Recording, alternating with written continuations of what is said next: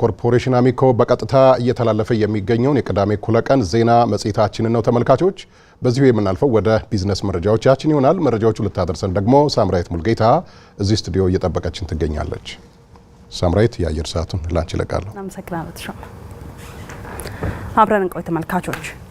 በጣና ሐይቅ አሳ በማይሰገርባቸው ወቅቶች አሳን ባለማስገር ሀብቱ እንዲያገግም የሚመለከታቸው አካላት ሊተባበሩ ይገባል ሲል የአማራ ክልል እንስሳትና አሳ ሀብት ጽሕፈት ቤት አስታውቋል።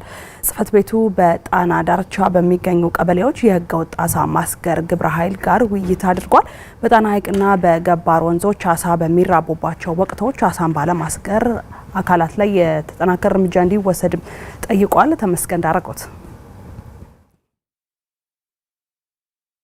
ከግንቦት 15 ከሐምሌ 15 በጣና ሐይቅ እንዲሁም ከሐምሌ ወር መጀመሪያ እስከ ጥቅምት ወር አጋማሽ በአባይ ገባር ወንዞች አሳዎች የሚራቡበት ወቅት በመሆኑ አሳ ማስገር የተከለከለ መሆኑን የአማራ ክልል እንስሳትና አሳ ሀብት ጽሕፈት ቤት ገልጿል።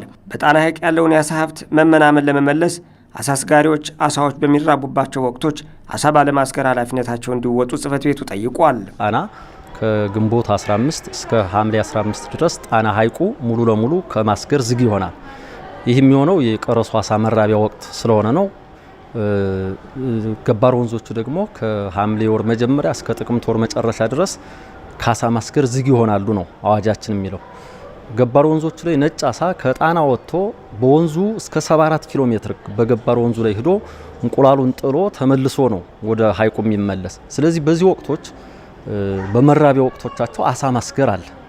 እሱ አሳ ማስገር እስካለ ድረስ ምርቱ ከጊዜ ወደ ጊዜ እየቀነሰ የሚሄድበት ሁኔታ ይኖራል ማለት ነው። ተሳትፏዊ የአሳ ሀብት ልማትና አስተዳደርን በማጠናከር በጣና ሐይቅ ላይ የሚታየውን ህገወጥ የአሳ አመራረት ለመከላከል የክልሉ እንስሳትና አሳ ሀብት ጽሕፈት ቤት በየቀበሌው ከሚገኙ የግብረ ኃይሉ አባላት ጋር በመሆን አሳ እንዳይሰገር ስራ ጀምሯል።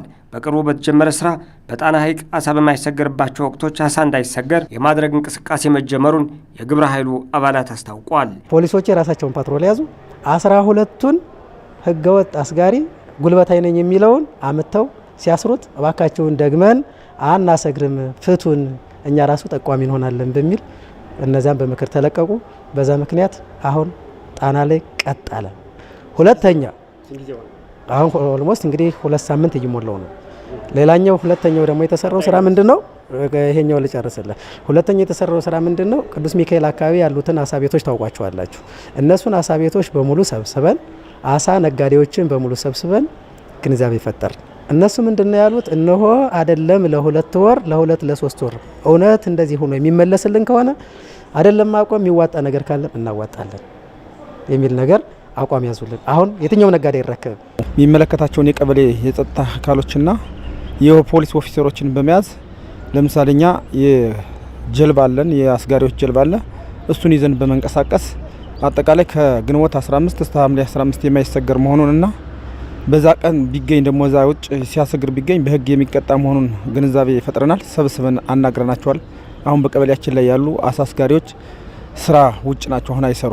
አሁን እኛ ያለን የቀበሌን ግብረ ኃይል ከፖሊስ ከእንስሳት እርባታ ባለሙያ ምንየም ቀበሌ ካቢኔ አጠቃላይ ሆነን እዛው አካባቢ ማህበረሰብ ያሉ ከማህበራቱ ያሉ ማህበር ያሳ አስጋሪው ማህበር ጸሐፊ ሰብሳቢዎች እነዚህን በመያዝ ክትትልና ቁጥጥር እየተደረገ ይገኛል ማለት። የአማራ ክልል እንስሳትና አሳ ሀብት ጽሕፈት ቤት ምክትል ኃላፊ አቶ ነጋ ይስማው በ2015 በጀት ዓመት ከግንቦት ወር አጋማሽ ጀምሮ አሳ ማስገር በተከለከለባቸው አካባቢዎች የተጠናከረ እርምጃ በመውሰድ ሀብቱን እንዲያገግም እየተሰራ መሆኑን አስታውቋል። ግንዛቤውን ወስደው በተግባር አሳ ለማስገር ጣና ላይ የተቆጠቡ አስጋሪዎችን ማግኘት ችለናል ማለት ነው።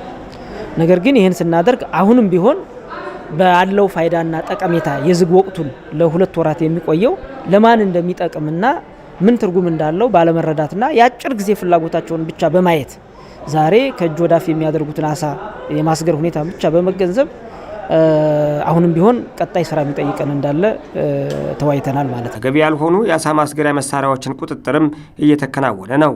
ተገቢ የአሳ ማስገሪያ መረቦችን የማቅረብ ተግባርም ተጀምሯል። ህገወጥ የሆነ የአሳ ማስገሪያን በተመለከተ ከባለድርሻ አካላት ጋር ተያይዞ በተለይ ደግሞ በሱዳንና በግብጽ በኩል የሚገባ እንደመሆኑ መጠን ከመተማ አካባቢ ላይ ካለው ጉምሩክ ጋር በመሆን በየአካባቢው ካለ የህግ ተቋማት ጋር በመሆን ዛሬም ሲያነሱት እንደሰሙት ከተማ አስተዳደሮች በጣና ዙሪያ ላይ ያሉ ህገወጡን እየያዙ እየቀጡም እያቃጠሉም ነው ያሉ። በሌላ በኩል ደግሞ በግብርና ምርምር የአሳ የምርምር ማዕከል በተለይ ህጋዊ የሆኑትን የአሳ መረብ አሰራርና በአርሶ አደሩ በአካባቢው በተጠቃሚው እንዲጠቀም በማድረግ በኩል ስልጠና ተሰጧቸዋል። ልምምድ ክህሎታቸውን ማሳደግ ተችሏል። በአሳ ማምረትና መሸጥ የተሰማሩ አካላት ሀብቱ እንዲያድግ ትብብር ሊያደርጉ ይገባል ሲል ጽሕፈት ቤቱ ጠይቋል።